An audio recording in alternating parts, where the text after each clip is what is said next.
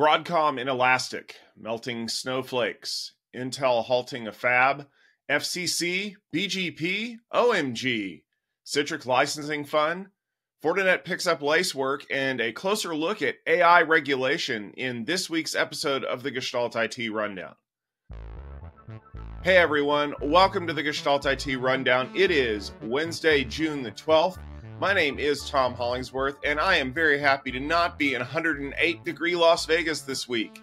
Even though it is National Raggedy Ann and Andy Day, I felt like a rag doll after I was baking in all that heat. But thankfully, we're here with some cool news stories. And joining me this week is one of my favorite fill-in co-hosts, Mr. Max Mordiaro. Max, welcome to the Rundown. Hello, everybody, and hello, Tom. Well, we are very happy to have you here. We got some fun stories coming up, as you heard in the cold open, and I'm going to go ahead and kick this off because, well, it's Wednesday. That means it's another change to VMware by Broadcom licensing.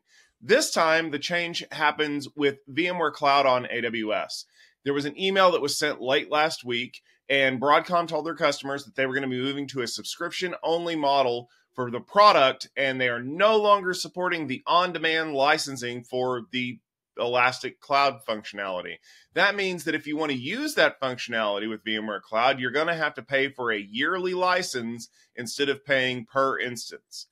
The deadline for purchasing those new licenses is coming up quick because it is August 1st. And as of today, the licensing models for Microsoft Azure and Google GCE have not changed. Max, I know we talk a lot about licensing in VMware on this podcast, but can you tell me what's going on here? Well, Tom, I think the short answer is pretty obvious, right? Who would have thought that Broadcom might be looking to extort more money from its customers, right? So I think that's, in a nutshell, what's at play here. It's interesting, though, that the licensing changes are not impacting Microsoft and Google. That's the only thing I'm thinking about here is when it's going to hit those two companies, those two clouds. But otherwise, it's pretty obvious that Broadcom is after one thing, and it's customers' money, right? So nothing surprising here. The things that took years to VMware to build in getting something relatively credible as a cloud, solution is being systematically deconstructed by Broadcom, like just everything else. So nothing new under the sun, unfortunately. So we can move on to the next story here, which is around Snowflake security. Apparently, you can add landing tree to the list of companies running Snowflake that have been breached. The loan comparison site announced that one of its subsidiaries, QuoteWizard, was impacted by the massive data breach. Snowflake is still sticking to the story that it's not a problem on their side and that customers affected did not have multi-factor authentication enabled. Per reports, one of the entry points was an active demo account that was not MFA protected. Other entry points include leaked credentials stolen by malware infections. Snowflake maintains these attacks are targeted at organizations that are not using MFA. Tom, tell me something about MFA, please. Well, here's what I should tell you about it. You should enable it. End of story. But more importantly, you know who should enable it? Snowflake. Now, if you read the article that we linked in the show notes, you're going to find out that Snowflake is maintaining this position of, we didn't do it. It's not our fault. It must have been him. Which is what the game that my kids play when something in the house gets broken. However, I will tell you something. It is very easy to force all of your customers to enable MFA on their accounts. You know how I know that? I got an email today from Ubiquiti saying they're going to enforce MFA on my account. And more importantly, if I don't pick a method by, I believe it was June 22nd, they're just going to enable this one for me. Do you see how that works, Snowflake? You can take charge. You can close this loophole. You don't have to sit there and point fingers at your customers and say, they should turn it on because it's not our job to do it. It is your job to do it because it's your database that's getting hacked. And let me tell you another little secret. If 48 people tell me that somebody's a jerk, I tend to believe that they're a jerk. But if one person tells me 48 other people are jerks, I tend to think it's the person. So if one giant database company is telling me that 50 of their customers keep getting hacked because they won't turn on MFA, and 50 of those customers are saying, hey, maybe you've got a problem, I wonder which one of those people I should believe, 1 or 50. I'll give you a hint. I'm probably not going to believe you because guess what? Your job is to keep your people safe. Let me reference another thing. Remember when S3 buckets were just open to the public by default? And everyone's like, that's a really dumb design decision. Maybe you should do something about that. It only took us years to get Amazon to say, maybe we should secure those things by default. Guess what? Your customers are going to start telling you over and over and over again that you're going to need to enable multi-factor authentication by default. I know it's possible because when I created a Salesforce account for the Future Room group, it made me enable it by default, and not just stupid text messaging authentication either. It made me use an app. Just do it, please. Quit pointing fingers. All right, I'm off of my soapbox now. The short version is that this is a massive problem that Snowflake is going to keep having issues with. And until they say they're going to start enabling multi-factor authentication on their client accounts by default, we're going to keep seeing more and more of these breaches come out. And it's going to look worse and worse for Snowflake as we go along. So, all right, deep breath. Okay, here we go. Intel is mothballing a $25 billion semiconductor plant in Kiryat Gat, Israel. Although the company claims that there is a commitment to Israel, there is no visibility for future plans on this project. Now, Max, I'm wondering, is this an isolated case? Is there something going on that we need to know about? Or is this maybe a larger change in the way that Intel is looking to do investment in foreign fabs? Well, the thing which kind of pops up here, Tom, is the location, right? There's a plan to invest $25 billion in a country that has been, let's say, in a war state since 7th of October 2023. So it's 9 months, and the situation doesn't seem to change. And as you know, there doesn't seem to be any kind of will from either one or the other side of the parties involved into this conflict, or whatever you want to call that. So, I mean, I don't know if you will be willing to invest 25 billions in a place where there's no clear, no clarity about whether things are going to stabilize when you're seeing, war scenes all over the place. So I think that's what's at play here, Tom. It's not, I think, a major change in the investment strategy from Intel. So they're just maybe waiting and seeing and waiting for things to cool down before they start pouring some money there again. So that's what I would say there. Right. So getting back to the U.S., apparently the FCC has announced a notice of proposed rule making that would require companies to create and keep updated the plan to secure BGP, the Border Gateway Protocol, from attacks. Apparently, the protocol, as we know, is vulnerable to being hijacked, and we saw that in 2008 when Pakistan took over all of the YouTube traffic in an attempt to filter it in their country. Sorry, I'm just so laughing at that. So the proposed rule will require companies to file quarterly reports about their efforts to use certificate-based measures to keep the route secure and prevent takeover. Tom, is this kind of a realistic thing looking at how the protocol works?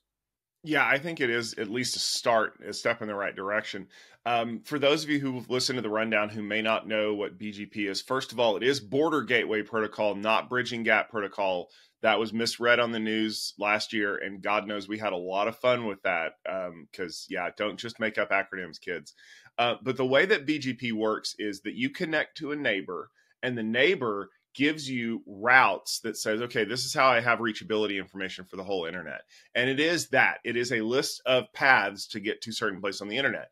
The problem is that it's like when you have that one friend who's directionally challenged and they claim that they can find their way anywhere, and you haven't been burned by this person enough, so you trust them. So it's like, oh yeah, I know how to get there. I'll take a shortcut. And everyone goes, I don't think this is a good idea. And sure enough, it's not. And that's basically what happens. But the problem is that BGP, for lack of a better term, is a moron, and it never learns. So what happens is that it will trust any information that you send it. And we've seen these little blackouts all the time. There's a website, Renesas runs it, where you can see when BGP traffic is hijacked and how long it's been hijacked for. You can see, like, one of the easy ways to take a country offline is to just withdraw its BGP routes from the global internet, which is actually what happened in Egypt during Arab Spring. They basically just took Egypt offline. That's something you can do. But the Pakistan story is fun because the Pakistani government was trying to figure out how to filter YouTube in their country, and they figured the best way to do it was to force all YouTube traffic through Pakistan for, I think it was 30 minutes. And they realized what a horrible mistake that was because it melted their internet infrastructure. But what this is doing is this is using certificate-based authentication to verify that the partner router that you're connecting to has the authority to give you those routes. And like I said, very big step in the right direction. More importantly, this is a mandate from the US federal government, because there is a Department of Homeland Security authorization that says that they have to do this, because this is like part of the cybersecurity thing.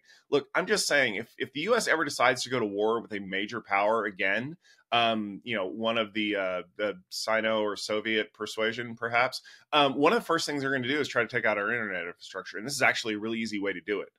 You can jam up BGP pretty quickly, and it could take hours to sort out.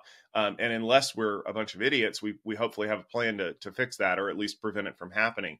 The other thing is that, just so everybody knows how the FCC works, this is a notice for proposed rulemaking. This is, if you don't do this, I will make a rule.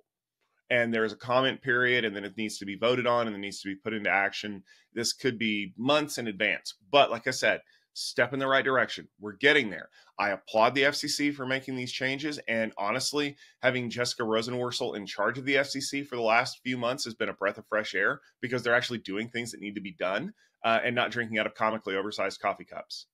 Not that I'm throwing shade. In a move that surprised partners and has been compared to Broadcom's 80/20 approach, Citrix has announced that only top-tier Platinum partners will now have access to partner use and demo licenses. Furthermore, Platinum partners will now get these only on request. Okay, here we go. Licensing again. Max, is this a move that's being driven by the bean counters at Citrix, or is there something else at play here? Look, we were just discussing about that, Tom. I think that apparently everybody's been watching what VMware has been doing under Broadcom's tenure, and I think people are learning lessons here. They how to put that in a polite way in a video. They're saying that you can mistreat your customers and still get out of it and get money out of that. So everybody's probably trying to see where they can get money. I mean, frankly speaking, that's a pretty dumb move, because those are licenses that were used primarily by partners, which are people which usually are enabling sales. So the thing you can think about it here is whether Broadcom is just thinking about juicing out and working only with their large top tier partners, and let everybody else go, just like VMware is doing. I mean, Broadcom/VMware, maybe reducing the size of the teams which are supporting partners, whatever. And the other thing is, maybe thinking about getting more money out of that again. Working with larger partners and so on. I mean, for me, it's a very stupid move.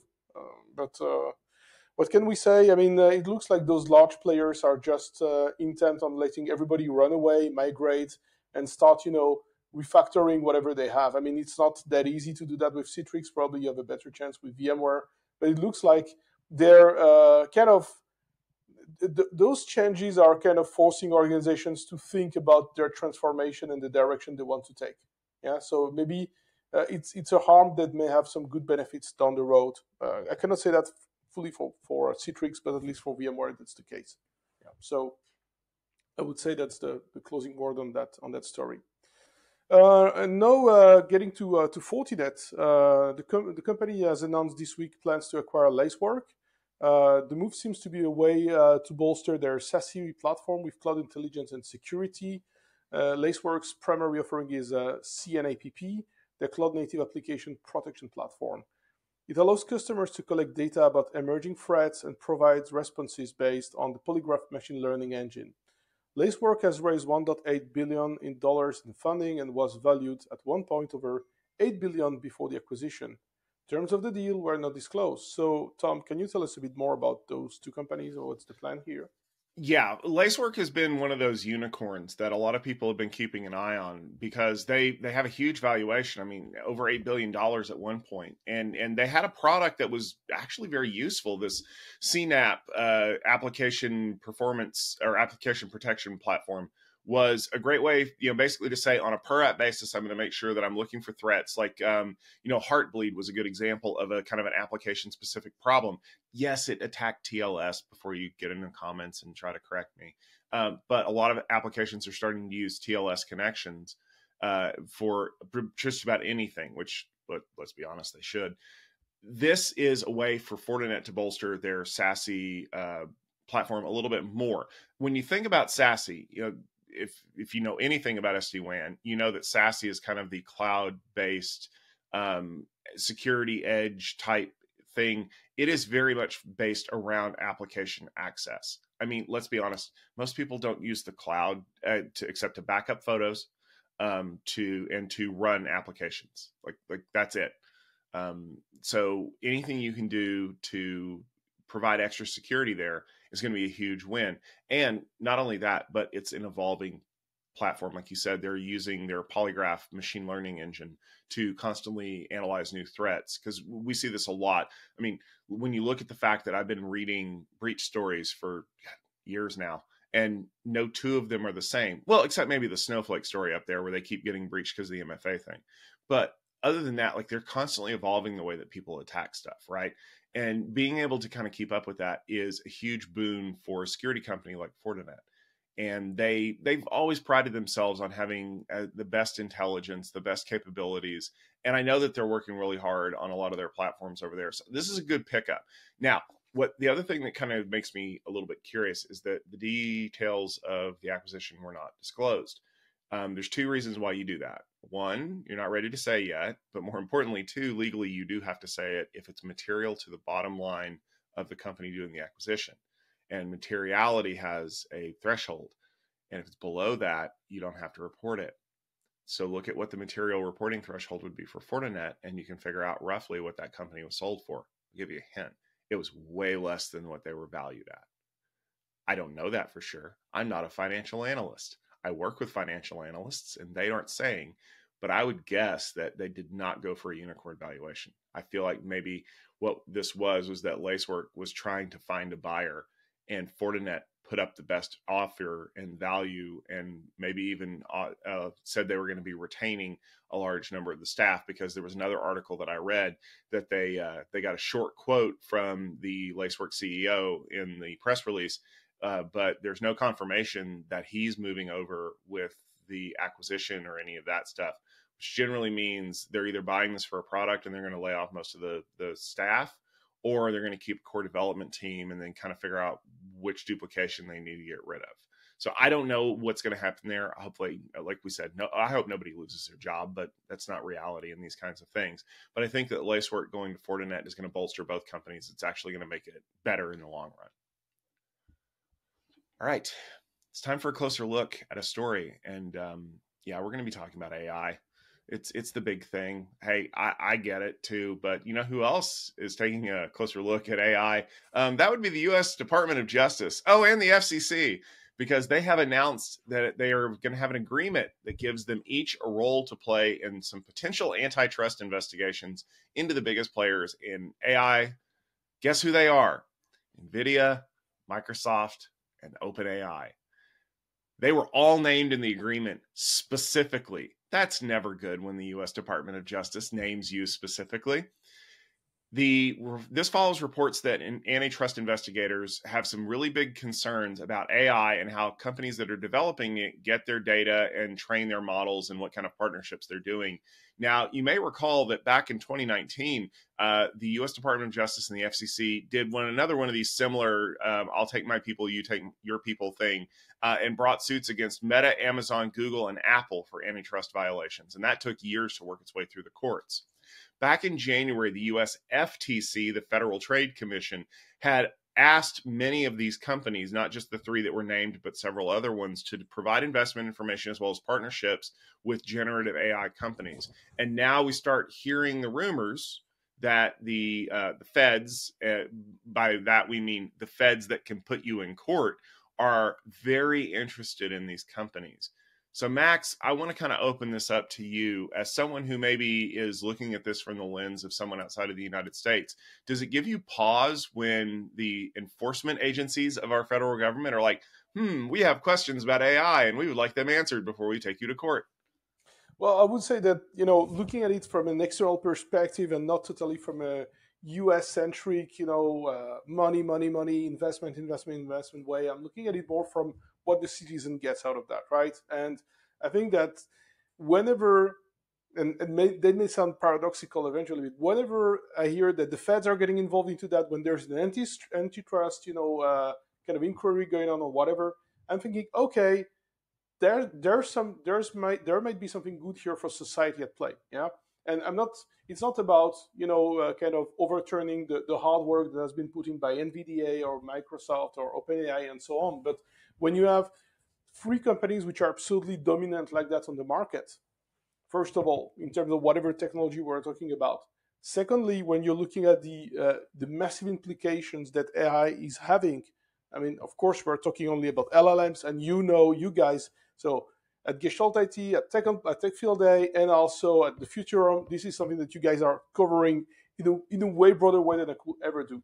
But you can see that the far-reaching implications of AI, the way it is, the data that is used to prepare to train the models, and so on, all of that has very profound implication on the intellectual property rights for the people which are producing content which is used for training, and they're not compensated for that. There are other implications, such as what does it mean for example, for a company like NVIDIA, which controls, I don't know, 70 or 80% of the market.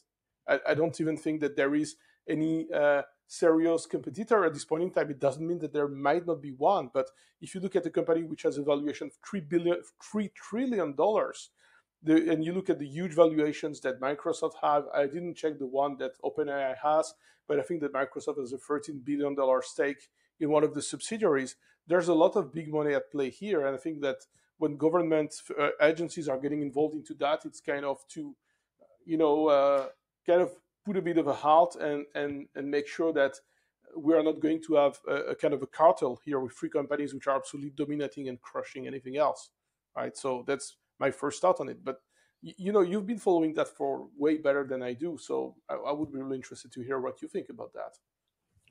Somebody over there has got to be seriously having a bad day, because there's a big difference between when I ask you, hey man, what were you up to last Friday night? And when someone comes in and goes, can you please tell me your whereabouts on Friday around 6 to 8 p.m.? Like, there is a big difference when it is an official request from a legal authority. And notice that the way that this was divvied up, according to reports, the Department of Justice is the one that's looking at NVIDIA, and the FCC is the one who's decided to take on Microsoft and OpenAI. And those two companies are inexorably linked. Like you mentioned, Microsoft has like a $13-14 billion stake in OpenAI, and they're kind of working together on things. The NVIDIA thing is very interesting because, like you said, they are 80% of the AI infrastructure market right now. That screams trust problems. That screams monopoly. That screams we're going to do something about this. And if you think to yourself, well, this just isn't fair, the US government should stay out of this, I will remind you that there was a time in the 1990s when they did the exact same thing to a little company called Microsoft. Back when Windows had undocumented API calls that allowed Microsoft Office applications to load faster, so that those Microsoft Office applications were better performing than WordPerfect or WordStar or Lotus 123. Oh, you don't know what those programs are? Oh, you sweet summer child. It used to be that we had a lot of options in our Office suites, and now we don't. Well, I mean, okay, if you work in a law office, you're using WordPerfect, but I think that's just because they love using obsolete technology. Yeah, back in the day, Microsoft effectively ran all the other Office productivity applications out of business because they basically had a monopoly on the market. All of this has happened before. All of this will happen again. NVIDIA has an 80% stake in the market. Absent any other thing, the US government should take a look at that. What is it about your company that allows you to have a market cap that shot up by $1 trillion over the last year? I mean, right now, we are literally seeing a horse race. At the time of this recording, Microsoft and Apple and NVIDIA are literally trading back and forth. Well, actually, it's more Microsoft and Apple right now, but NVIDIA is closing on them to be the most valuable company on the planet. That should say something about what's going on here. And consider the fact that NVIDIA owns 80% of the market. Microsoft is doing very busy things with OpenAI and developing a lot of LLMs. And Apple literally just announced on Monday that they're doing their own version of AI called Apple Intelligence. And guess which one they're using? Hint, it's ChatGPT. Well, it's one of the ones that they're going to be using. But the thing is that this, in and of itself, absent any hint of impropriety, should be something that somebody should be looking into, even if they clear them in the long run, because that's a monopoly, kids. This is not just buying Baltic Avenue and Mediterranean Avenue. This is literally cornering the market and making it so you can't win the game. And that's wrong for consumers. Yeah, and think about what happened. Think, as you say, you need to look down the line 5, 10 years. What does it mean? Think about, let's imagine a hypothetical scenario where you have a company, an underdog, which comes in around 1999, 2000 something, creates a product, which a cool thing called virtualization.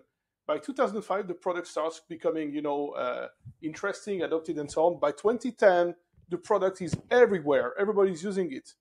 10 years down the line, 2015, I mean, it's clear it's a played game, nobody else running there. Company has 90% market share on virtualization. 10 years down the line, 2023, the company is purchased by Broadcom, and the company decides to just gouge all of the customers and extract maximum value out of that. Now, imagine that's going to happen with NVIDIA. Maybe the CEO is a cool person, but maybe the company is going to be sold. They're going to do a divestment, merger, whatever you want to call it.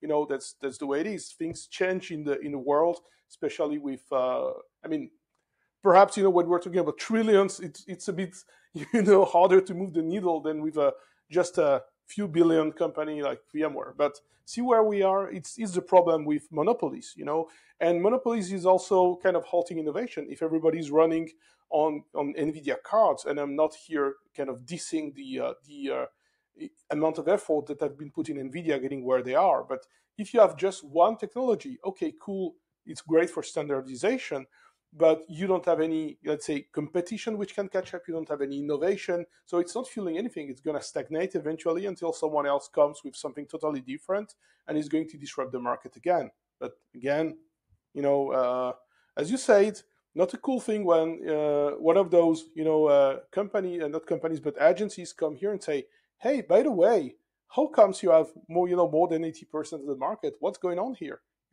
And remember, we've seen that back in the day. I'm not saying that there's been some kind of secret negotiation whatsoever, but remember back in the day when Microsoft was going and forging deals with IBM and with the others and Dell and I don't know whom to force them to run Windows and nothing else on the computers. So is there something at play here which says, we're going to give you a rebate, but you're not going to sell any other graphic cards than ours, I mean, apparently, NVIDIA is not the only one making GPUs. I'm not sure if AMD is doing something in that space as well, but it looks like they're far, far, far, far behind, right? So that's what kind of rings my mind, and I may be saying something not factual. So sorry for that. You're absolutely right. And anyone out there who runs Mac OS or Linux who's like, Microsoft got beat with a stick back in the 90s, that stick is the reason why you can run your operating system, because it would not have taken much more effort for Microsoft and Intel to basically say your Intel chips only run Windows.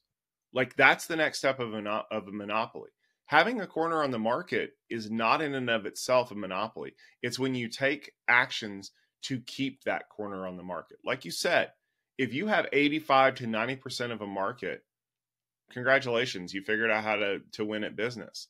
It's when you say, okay, well, now you're only going to be able to buy things from me, or you're only going to be able to run this stuff if you pay me additional money. That is where the illegal practices start coming in. And I'm just going to tell you right now, because I know Jensen Huang listens to the show. So does Satya Nadella and Sam Altman. They're all big fans. I get their fan mail all the time. If you think it's bad now that the U.S. Department of Justice is taking a look at this, you really don't want the European regulators looking at this, because I promise you, when they're done with you, you will feel like you've been through a war, figuratively, of course, but not far off the mark, because they are going to take your companies apart. Like the US DOJ backed off of Microsoft. They got that agreement with the rebates and the, handshake deal that, Office people aren't going to get to decide what's going to be in Windows anymore. And that's where we're at today. But that was at a time when the EU didn't exist. And now that the EU does exist, and they have, in my opinion, a lot more power to enforce change in the market, GDPR, that is going to be a big deal for these companies. Because if the European regulators decide that it's time for you to break up, you're done. You don't get to appeal. You just get to break up. And that would be the death knell for any company. I don't care how big you are. If Apple had to divest their app business from their hardware business, that would hurt them a lot. If NVIDIA had to sell off their AI components from their graphics cards and build a wall between the two of them, that would be the end of NVIDIA. And if everybody out there is pearl clutching and thinking that that's impossible, there was a long time ago when people thought that Microsoft couldn't be divested from its operating system and its application business. And there's a reason why Microsoft was not very dominant in the late 90s and early 2000s until Satya Nadella shifted the way that the company was focused. So we're going to continue to keep an eye on this because the gears of governmental justice grind excruciatingly slow. So we're going to get lots of evergreen content out of this. So stay tuned to the rundown. But in the meantime, there's some other things going on that you absolutely want to be paying attention to. Two of them are happening this week. The first is the 6.5 Summit, AI Unleashed. It's happening right now. We have a lot of great interviews with a lot of big names in the field. Yesterday was Bill McDermott, the CEO of ServiceNow, who kicked off the whole thing. We've got today and tomorrow more great content. So just check out 65summit.com. It's free.